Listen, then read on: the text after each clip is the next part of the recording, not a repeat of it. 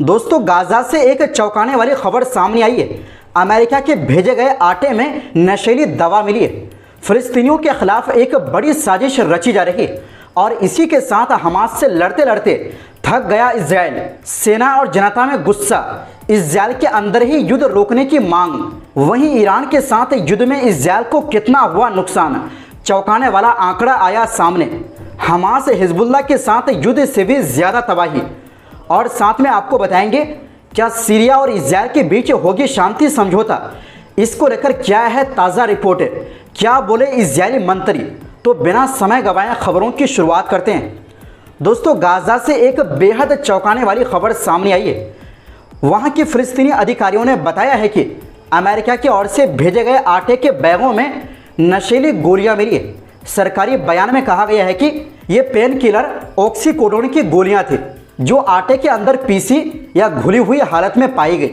अनादोलू agency के मुताबिक Gaza के मीडिया ऑफिस ने इसे एक सीधी सार्वजनिक स्वास्थ्य पर हमला बताया और कहा कि इससे फिलिस्तीनी समाज को अंदर से बर्बाद करने की कोशिश की जा रही है। उन्होंने इस गंभीर अपराध के लिए पूरी जिम्मेदारी इजराइल पर डाली है और इसे एक नरसंहार के हिस्से के तौर पर देखा है। बयान में कहा गया कि इजराइल फिलिस्तीनियों के खिलाफ नशे को एक सॉफ्ट हथियार की तरह इस्तेमाल कर रहा है। इस बीच इजराइल ने गाजा के दक्षिणी और मध्य हिस्सों में 4 राहत वितरण केंद्र खोलने की योजना बनाई है, जिसका मकसद उत्तरी गाजा से लोगों को निकालना है। लेकिन इस योजना का अंतर्राष्ट्रीय समुदाय और संयुक्त राष्ट्र ने विरोध किया है, क्योंकि यह यूएन की राहत प्रणाली को दरकिनार करने की कोशिश लग रही है। मतलब यूएन जो इतनी बड़ी संस्था है वो सिर्फ तमाशा देख रहे हैं और विरोध करने के अलावा कुछ भी कार्रवाई नहीं कर पा रहे हैं। दोस्तों, गाजा के स्वास्थ्य मंत्रालय के अनुसार 27 मई से अब तक 449 से ज़्यादा फिलिस्तीनियों की जान इजरायली फायरिंग में गई है और 4000 से ज़्यादा लोग घायल हुए हैं, वो भी राहत केंद्रों और यूएन के खाद्य ट्रकों के पास।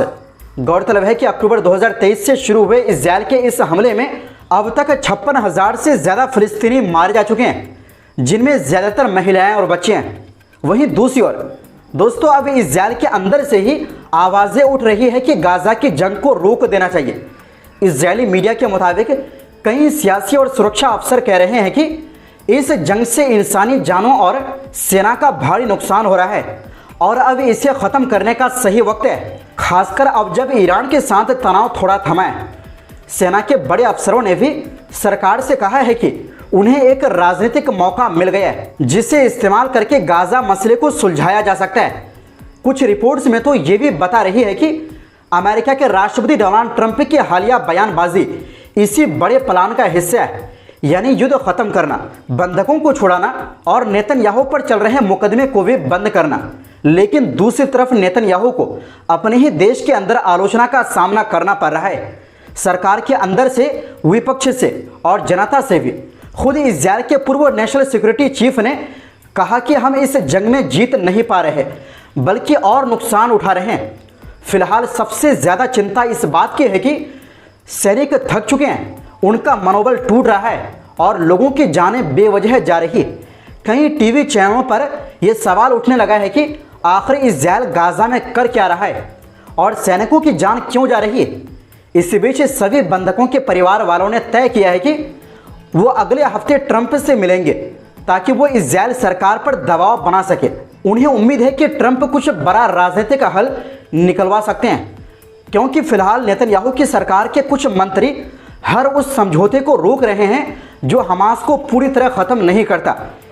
यानी अब जंग सिर्फ गाजा में नहीं बल्कि नेतन्याहू की कुर्सी और इजरायल की नीति को लेकर भी जोर पकड़ चुकी है। वहीं दूसरी ओर दोस्तों, इजरायल और ईरान के बीच 12 दिनों की जंग ने इजरायल को ज़बरदस्त आर्थिक नुकसान पहुंचाया है। आर्थिक वेबसाइट ब्लूमबर्ग के मुताबिक इस युद्ध से इजरायल को करीब 10 अरब शेकेल यानी लगभग 3 अरब डॉलर का नुकसान हुआ है। इजरायल की वित्त मंत्रालय और टैक्स विभाग ने जो आंकड़े जारी किए हैं उनसे पता चलता है कि ईरान ने मिसाइल हमलों के जरिए इजरायल की डिफेंस लाइन को काफ़ी हद तक भेद दिया। टैक्स विभाग के डायरेक्टर शाय अहरोनोविच ने इसे इजरायल के इतिहास की सबसे बड़ी चुनौती बताया और ये तो सिर्फ इंफ्रास्ट्रक्चर और जनहानि से जुड़ा आंकड़ा है। अभी हथियारों और डिफेंस सिस्टम को रिप्लेस करने का खर्च इसमें शामिल नहीं है। जिससे कुल नुकसान और भी ज़्यादा बढ़ सकता है। इजरायली वित्त मंत्री स्मोट्रिच ने कहा है कि ये लागत 12 अरब डॉलर तक पहुंच सकती है। वहीं बैंक ऑफ इजरायल के गवर्नर आमिर यारोन ने इसे आधा यानी करीब 6 अरब डॉलर बताया। लेकिन साफ है कि यह युद्ध इजरायली इकोनॉमी पर बहुत भारी पड़ा है। 13 जून से शुरू हुए युद्ध में दोनों तरफ से मिसाइल और ड्रोन हमले हुए और आखिरकार 25 जून को अमेरिकी राष्ट्रपति डोनाल्ड ट्रंप की मध्यस्थता से सीज फायर हुआ। इन 12 दिनों में इजरायल में 28 लोगों की मौत हुई और 1300 से ज़्यादा घायल हुए, जबकि ईरान ने 627 लोगों की मौत की पुष्टि की है। इस दौरान इजरायल में स्कूल, बिजनेस और पब्लिक ट्रांसपोर्ट तक बंद रहे, जिससे अर्थव्यवस्था ठप हो गई। सरकार अब बिजनेस सेक्टर को करीब 1.5 अरब डॉलर का मुआवजा देगी। इस युद्ध की लागत पहले की गाजा या हिजबुल्लाह से लड़ाई से कहीं ज़्यादा है, क्योंकि इस बार ईरानी मिसाइल सीधे तेल अवीव जैसे घनी आबादी वाले शहरों पर गिरी, जहां इजरायल की आधी आबादी रहती है। ईरानी मिसाइलें ज़्यादा ताकतवर थी, जिनमें से कुछ में 500 किलो विस्फोटक भरे थे। इस हमले में विज्ञान संस्थान, हाइफा की तेल रिफाइनरी और एक सैन्य अस्पताल को भी गंभीर नुकसान पहुंचा है। कुल मिलाकर ये जंग इजरायल के लिए न सिर्फ सैन्य और राजनीतिक बल्कि आर्थिक मोर्चे पर भी एक बड़ा झटका बनकर सामने आई है। वहीं दूसरी ओर दोस्तों, एक बड़ी और हैरान करने वाली खबर सामने आई है। इजरायल और सीरिया के बीच शांति समझौते की उम्मीद जताई जा रही है। बताया जा रहा है कि यह डील 2025 के अंत तक हो सकती है।